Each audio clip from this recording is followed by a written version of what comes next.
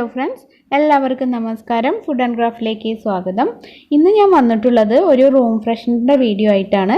എങ്ങനെയാണ് വളരെ പെട്ടെന്ന് രണ്ട് സാധനങ്ങൾ കൊണ്ട് നമ്മുടെ അടുക്കളയിലൊക്കെ നല്ലൊരു ഫ്രഷ് സ്മെല്ല് ഉണ്ടാക്കുക എന്നാണ് ഇന്ന് ഞാൻ ഈ വീഡിയോയിലൂടെ നിങ്ങൾക്ക് കാണിച്ചു തരുന്നത്. കിച്ചണിൽ മാത്രമല്ല, നമ്മുടെ ബെഡ്റൂമിലോ ബാത്റൂമിലോ എവിടെയാണെങ്കിലും നമുക്ക് ഇതുപോലെ ചെയ്ത് വെക്കാവുന്നതാണ്. അവിടെ നമുക്ക് നല്ലൊരു ഫ്രഷ് സ്മെല്ലും ഒരു പോസിറ്റീവ് എനർജിയൊക്കെ അപ്പോൾ ഫീൽ ചെയ്യും.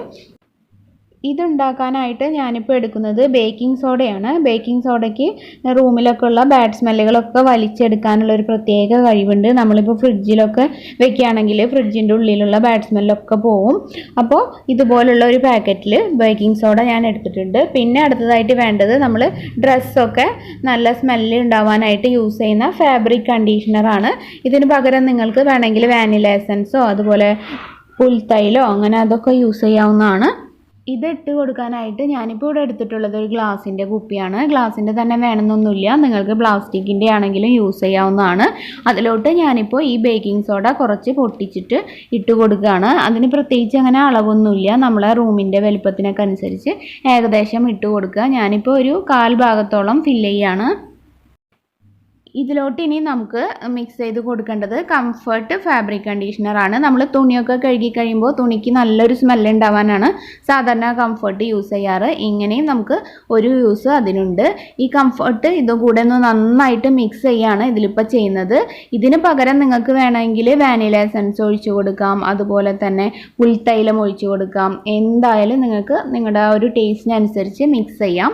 ഇത് രണ്ടും കൂടിയിട്ട് നന്നായിട്ട് മിക്സ് ചെയ്യാം.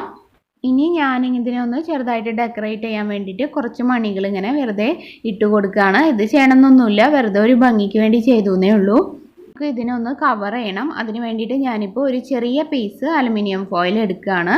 ഇതിന് പകരം നിങ്ങൾക്ക് പ്ലാസ്റ്റിക് റാപ്പ് ഉണ്ടെങ്കിൽ അതായാലും യൂസ് ചെയ്യാം, അല്ലെങ്കിൽ ഇതിൻ്റെ മൂടിക്ക് തന്നെ ചെറിയ ഹോൾസ് ഇട്ട് കൊടുക്കുകയാണെങ്കിൽ അതായാലും മതി.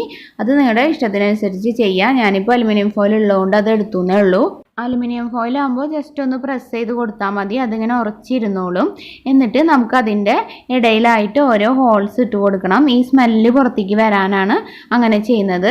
കണ്ടോ, ഇതുപോലെ ജസ്റ്റ് ഒന്ന് പ്രസ് ചെയ്താൽ തന്നെ അതവിടെ ടൈറ്റായിട്ട് ഇരുന്നോളും.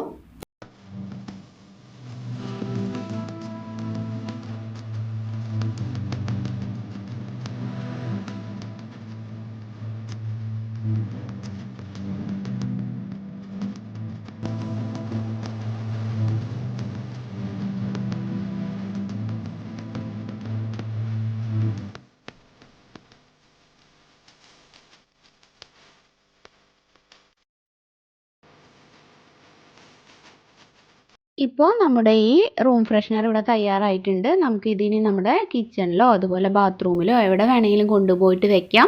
നമ്മൾ ആരെങ്കിലുമൊക്കെ ഗസ്റ്റ് വരുന്നുണ്ടെങ്കിൽ ഇതുപോലെയൊക്കെ ഒന്ന് ചെയ്ത് വെച്ചാൽ അവർ കയറുമ്പോൾ തന്നെ നല്ലൊരു സ്മെല്ലായിരിക്കും. അപ്പോൾ ഇതിൻ്റെ സ്മെല്ല് പോകുമ്പോൾ പിന്നെ ജസ്റ്റ് കുറച്ചൊന്നും കൂടി ഒന്ന് കംഫർട്ട് ഒഴിച്ചിട്ട് വീണ്ടും ഇതുപോലെ ഒന്ന് ഇളക്കി വെച്ച് കൊടുത്താൽ മതി. കുറേ നാൾ നമുക്കിത് യൂസ് ചെയ്യാം.